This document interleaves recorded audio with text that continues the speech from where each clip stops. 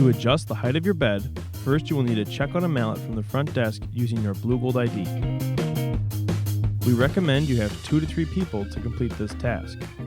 Start by moving the bed to the center of the room to give yourself ample workspace. Next, remove the safety rail and mattress.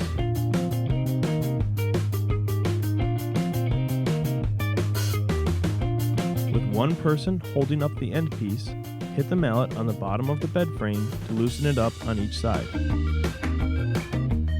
Do the same on the other end of the bed.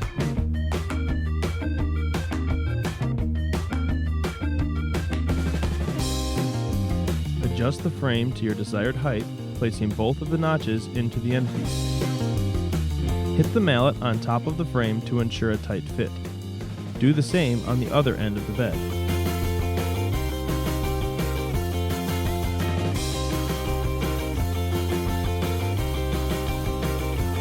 Move the bed to your desired location and replace the mattress, and if necessary, the safety rail.